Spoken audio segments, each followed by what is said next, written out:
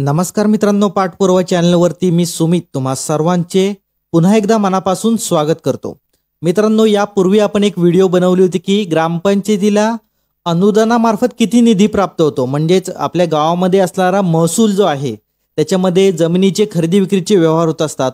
त्याच पद्धतीने गावामध्ये जो तलाठी असतो तो जो शेतसारा वसूल करतो किंवा जमिनीवरचा टॅक्स वसूल करतो, तर त्याच्या माध्यमातून जी काही स्पेसिफिक एक अमाउंट आहे ती ग्रामपंचायतीला अनुदान म्हणून मिळत असते। म्हणजे महसूल विभागाकडून थोडक्यात ग्रामपंचायतीच्या विकास कामाला एक हातभार लागावा म्हणून अनुदान स्वरूपात काही रक्कम मिळत असते। आणि या संदर्भात तपशीलवार व्हिडिओ मागच्या वेळेला आपण बनवलेली आहे। ती व्हिडिओ मी तुम्हाला आय बटन मध्ये देईन, तुम्ही तिथून जाऊन ती तपशीलवार व्हिडिओ बघू शकता। तर मित्रांनो, आजच्या व्हिडिओच्या माध्यमातून आज आपण ग्रामपंचायतीला मिळणारे उत्पन्न म्हणजे उत्पन्नाची साधनं काय आहेत याच्याविषयी तपशीलवार माहिती घेणार आहोत। तर मित्रांनो, बऱ्याचशा वेळेला आपण माहिती अधिकार अर्ज करत असतो आणि ग्रामपंचायतीकडे किती पैसे आहेत, ते कसा खर्च करतात या संदर्भात तपशीलवार माहिती कधी कधी मागत असतो। परंतु ग्रामपंचायतीला कोणकोणत्या स्वरूपात उत्पन्न प्राप्त होते, ग्रामपंचायतीला उत्पन्नाचे सोर्सेस काय आहेत याची आपल्याला जर डिटेल्स माहिती असेल तर त्या उत्पन्नाच्या सोर्समधून ग्रामपंचायतीला किती पैसे मिळाले आणि ते पैसे किती खर्च झाले याच्या संदर्भात तपशीलवार माहिती आपण ग्रामपंचायतीकडून घेऊ शकतो। तर मित्रांनो, कोणताही उशीर न करता आपण आपल्या व्हिडिओला सुरुवात करणार। त्याच्यापूर्वी तुम्ही आपल्या चॅनलवरती नवीन असाल तर चॅनलला सबस्क्राइब करायला अजिबात विसरू नका। तसेच बेल आयकॉन सुद्धा क्लिक करून ठेवा, म्हणजे चॅनलवरती येणारे सर्व नवनवीन अपडेट्स तुम्हाला तुमच्या स्क्रीनवरती पहिले बघायला मिळतील। तर मित्रांनो, मागे स्क्रीनवरती तुम्हाला दिसते बघा, ग्रामपंचायतीला मिळणारे उत्पन्नाचे विविध मार्ग कोणते आहेत। त्याच्यामधील जो पहिला मार्ग आहे तो इमारत भाडे। या ठिकाणी तुम्ही बघाल तर ग्रामपंचायतीच्या मालकीच्या इमारती ग्रामपंचायत लोकांना दुकानासाठी, बँकांसाठी, कार्यालयांसाठी, शाळा भरवण्यासाठी व इतर उपक्रमासाठी भाड्याने देऊ शकते। त्याचे भाडे ग्रामपंचायतीला मिळते। ग्रामपंचायतीची इमारती जिल्हा परिषद शाळेने चालवली तर जिल्हा परिषदकडून ग्रामपंचायतीला भाडे प्राप्त होते। तर मित्रांनो, या ठिकाणी तुम्ही बघाल तर ग्रामपंचायतीच्या मालकीची कोणतीही इमारत असेल, कोणतीही खोली असेल किंवा कोणी व्यापारी गाळे असतील कोणते, तर ते व्यापारी गाळे किंवा इमारत किंवा काही अशी जागा असेल ती ग्रामपंचायत भाडे तत्वावर देऊ शकते आणि भाडे वसूल करू शकते। म्हणजे एक ग्रामपंचायतीचं उत्पन्नाचं साधन म्हणून आहे की इमारत भाडे।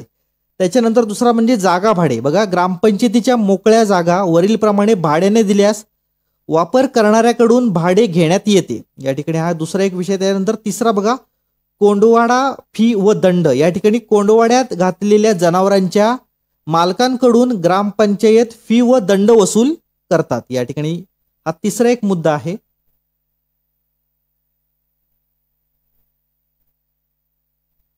तर मित्रांनो, चौथा मुद्दा तुम्ही बघाल तर विक्री करून उत्पन्न। ग्रामपंचायतीच्या कार्यक्षेत्रातील धूळ, घाण, केर कचरा तसेच ग्रामपंचायतीच्या मालकीच्या जमिनीवरील पीक, गवत, झाडांची फळे, वाळलेली झाडे, तलावातील गाळ, मासे, कार्यालयातील रद्दी, निरुपयोगी मोडतोड, फर्निचर, ग्रामपंचायतीने सुरू केलेल्या उद्योगातील निर्माण होणारा माल इत्यादींची विक्री करून येणारे उत्पन्न। या ठिकाणी तुम्ही बघाल तर ग्रामपंचायत हद्दीमधील जो सार्वजनिक विषय असतो, म्हणजे कचरा असेल किंवा काही कार्यालयीन स्टेशनरी असेल, कार्यालयीन काही फर्निचर असेल ते निकामी पडलेलं आहे, अशा ज्या बऱ्याचशा गोष्टी आहेत। म्हणजे आता ग्रामपंचायतीचे इव्हन जागा सुद्धा असतील, जागेमध्ये जर आंब्याची झाडं असतील तर झाडावरती येणारे आंबे सुद्धा ग्रामपंचायत विकू शकते आणि त्याचं उत्पन्न हे ग्रामपंचायतीला त्यांना दाखवावं लागतं।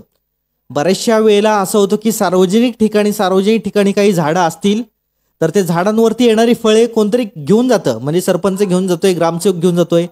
तर हे अत्यंत चुकीचं आहे, असं कोणताही प्रकार करायचा नाही। ते एक ग्रामपंचायतीची मालमत्ता आहे आणि त्याचं उत्पन्न जर ते येत असेल तर ते ग्रामपंचायतीला ऑन रेकॉर्ड दाखवणं खूप गरजेचं आहे।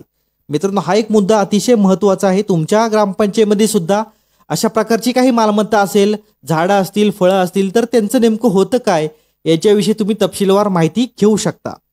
तर या ठिकाणी पुढचा बघाल 5 नंबरचा विषय तर फी आणि भाडे। ग्रामपंचायतीच्या मालकीची ऑइल इंजिन, स्प्रे पंप, शेतीची अवजारे, सतरंजा, ताडपत्री, मंडप डेकोरेशन, लाऊडस्पीकर, स्वयंपाकाची भांडी, पाणी साठवण्याची साधने इत्यादी भाड्याने देऊन ग्रामपंचायतीचे उत्पन्न वाढू शकते। तर मित्रांनो, या ठिकाणी तुम्ही बघाल तर फी व भाडे, ग्रामपंचायतमध्ये बऱ्याचशा ठिकाणी ग्रास कटर असतात किंवा फवारणीचे पंप असतात किंवा अन्य काही शेतीची अवजारे असतात। ती शेतीची अवजारे ती शेतकऱ्यांना भाडे तत्वावर सुद्धा देऊ शकते आणि त्यातनं एक भाडं घेऊन ग्रामपंचायतीला उत्पन्नाचं साधन एक मिळू शकते.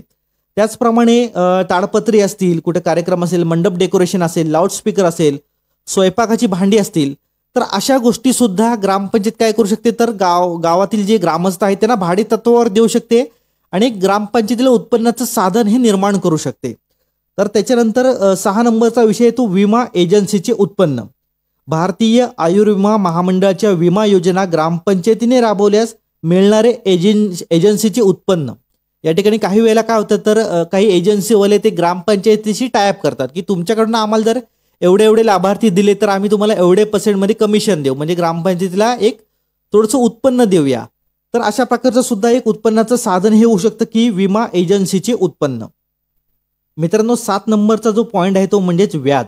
ग्रामपंचायतीची बँकेतील रकमेवरील व्याज, या ठिकाणी घेतलेले शेअर्स आणि बचत प्रमाणपत्र इत्यादींवर मिळणारे व्याजापासून उत्पन्न.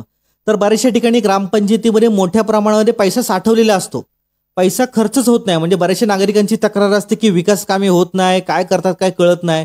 मित्रांनो, तुमच्या ग्रामपंचायतीमध्ये मोठ्या प्रमाणामध्ये पैसे साठवून ठेवलेले असतात आणि ह्या साठवलेल्या पैशावर मोठ्या प्रमाणामध्ये व्याज जमा होत असतो. आणि ह्या व्याजाचं नेमकं होतं काय याच्याविषयी आपण कधीच त्यांना विचारत नाही. आपल्याला फक्त प्रिन्सिपल अमाऊंट माहिती असते की एवढे पैसे शासनाकडनं आलेले आहेत, एवढं आपल्याकडे शिल्लक आहे, एवढं कर जमा झालेला आहे. परंतु हा सगळा वर्षानुवर्ष जमा झालेला जो कर आहे, जो पैसा आहे, त्याच्यावरती ग्रामपंचायत म्हणजे ग्रामपंचायतीला बँकेकडून जो व्याज मिळतो त्याच्याविषयी कोणतीही माहिती आपल्याला नसते. मित्रांनो, सगळ्यात मोठी गोष्ट आहे की ग्रामपंचायतीची जी बँक खाती आहेत, बँकेमध्ये जी रक्कम ठेवलेली आहे, बँकेने काही शेअर्स घेतले असतील एखाद्या कंपनीचे, ते शेअर सर्टिफिकेट असतील किंवा बचत प्रमाणपत्र असतील, म्हणजेच काही एफड्या केलेल्या असतील, फिक्स डिपॉझिटर त्यातील पैसे असतील, तर त्यांच्यावरती मोठ्या प्रमाणामध्ये ग्रामपंचायतीला व्याज हा मिळत असतो. तर या ठिकाणी हा एक उत्पन्नाचा साधन आहे. मित्रांनो, 8 नंबरचा पॉईंट आहे दान किंवा देणग्या. काही व्यक्ती, संस्था, विश्वस्त, लायन्स क्लब इत्यादी संस्था ग्रामपंचायतीला दान देणग्या विशिष्ट कामासाठी आर्थिक मदत करत असतात.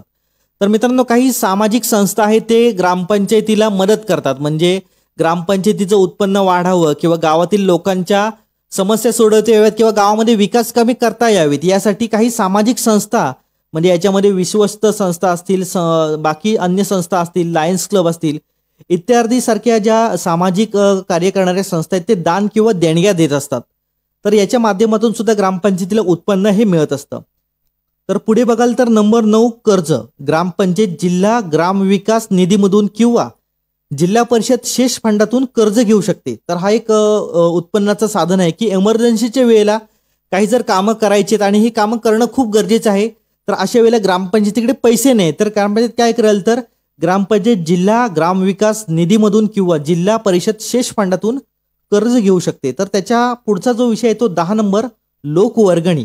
ग्रामपंचायत विशिष्ट उद्देशाने लोकवर्गणी काढून कामे पूर्ण करू शकते.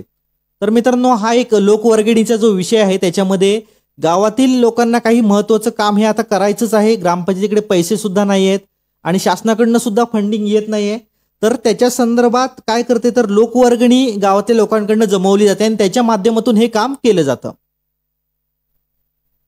तर मित्रांनो, पुढे 11 नंबरचा पॉईंट तुम्ही बघाल तर विशिष्ट योजनेसाठी अनुदाने. शासन जिल्हा परिषद गाव पातळीवर काही योजना राबवतात, त्याकरिता निधी उपलब्ध करून देतात. प्राप्त होणारा निधी संबंधित योजनेवरचा अथवा कामावरचा खर्च करता येतो. तर मित्रांनो, या ठिकाणी तुम्ही बघाल तर आता सध्याच प्रत्येक गावामध्ये जलजीवन मिशन सारखी योजना सुरू आहे आणि त्याच्यामध्ये मोठ्या प्रमाणामध्ये शासनाकडून आपल्याला निधी मिळतोय. जवळजवळ प्रत्येक ठिकाणीच कोट्यावधींच्या अमाऊंटमध्ये जलजीवनसाठी पैसे खर्च करण्यात येतोय आणि या ठिकाणी या विशिष्ट योजनेसाठी ही जी अनुदाने मिळत आहेत ती सुद्धा ग्रामपंचायत उत्पन्नाची ही साधने आहेत की शासन जिल्हा परिषद गाव पातळीवर काही योजना राबवताना त्याकरिता निधी उपलब्ध करून देतात. प्राप्त होणारा निधी संबंधित योजनेवरचा अथवा कामांवरचा खर्च करता येतो. या ठिकाणी तुम्ही पुढे 12 नंबरचा जो पॉईंट बघितला तर दाखले किंवा नक्कल फी. या ठिकाणी दाखले देताना फीच्या स्वरूपात रक्कम घेतली जाते. तुम्हाला माहिती की ग्रामपंचायतीकडनं काही दाखले दिले जातात, याच्यामध्ये विवाह नोंदणी दाखला असेल किंवा रहिवासी दाखला असेल किंवा अन्य कोणताही जर दाखला तुम्हाला हवा असेल तर त्याच्यावरती 10 रुपये 20 रुपये अशी काहीतरी शुल्क आकारले जाते. तर त्या शुल्काची जी रक्कम जमा होते ती सुद्धा एक ग्रामपंचायतीचं उत्पन्नाचं साधन आहे. तर मित्रांनो, ग्रामपंचायतीला उत्पन्न मिळवून देणारे मार्ग कोणते आहेत किंवा साधन कोणते आहेत आता 1 ते 12 साधने आपण बघितली, म्हणजे 12 मार्गांमधून आपल्याला ग्रामपंचायतीला उत्पन्न मिळतं.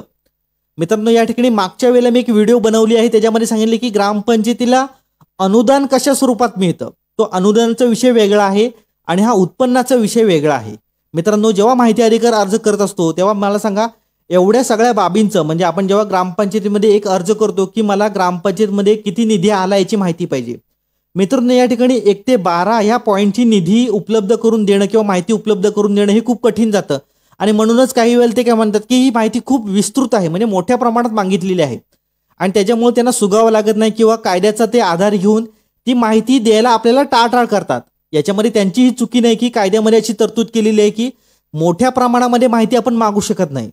परंतु या ठिकाणी या व्हिडिओच्या माध्यमातून आज तुम्हाला कळले असेल की विशिष्ट प्रमाणात प्रत्येक ठिकाणी ग्रामपंचायतीला उत्पन्नाचं साधन मिळवून देणारी वेगवेगळी साधने आहेत आणि प्रत्येक ठिकाणाहून आपण जर त्याच्यामध्ये माहिती जर मागितली की या ठिकाणी विशिष्ट योजनेसाठी ग्रामपंचायतीला आलेला निधी आणि त्यातनं झालेली कामे आणि त्यातनं झालेला खर्च, अशी जर माहिती मागली तर स्पेसिफिक आपल्याला माहिती मिळू शकते. तर मित्रांनो, ग्रामपंचायतीला उत्पन्न मिळवून देणारे मार्ग कोणते आहेत? 1 ते 12 मार्ग आपण या ठिकाणी बघितलेले आहेत. त्याच्यामध्ये पुन्हा एकदा एक नजर मोरे की कोणकोणती मार्ग आपल्याला आहेत की जी उत्पन्नाचं साधन मिळवून देतात. या ठिकाणी सांगतो तुम्हाला मी की इमारत भाडे एक, पहिला आपण इमारत भाडे बघितला, त्याच्यानंतर जागा भाडे, त्याच्यानंतर कोंडवाडा फी व दंड, त्याच्यानंतर तुम्ही बघितलं तर विक्री करून उत्पन्न, म्हणजे ग्रामपंचायतीच्या मालकीवरती काही जमिनीच्या मालकीवरती काही झाडे असतील तर ती झाडं तोडून विक्री करणं किंवा झाडांची फळं विक्री करणं. त्याच्यानंतर 5 नंबर फी व भाडे, त्याच्यानंतर विमा एजन्सीचे उत्पन्न, त्याच्यानंतर व्याज, त्याच्यानंतर दान किंवा देणग्या, त्याच्यानंतर कर्ज, त्याच्यानंतर तुम्ही पुढे बघाल तर लोकवर्गणी, त्याच्यानंतर विशिष्ट योजनेसाठी अनुदाने, त्याच्यानंतर 12 नंबरचा जो पॉईंट आहे दाखले व नक्कल फी.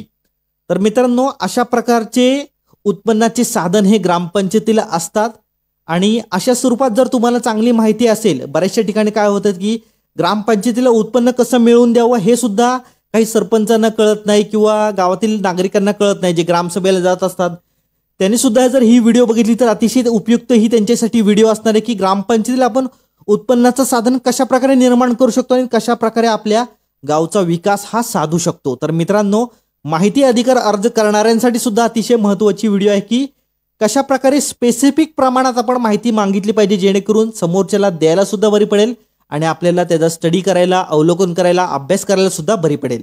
मित्रांनो, ही व्हिडिओ तुम्हाला कशी वाटली आम्हाला कमेंट करून नक्की कळवा.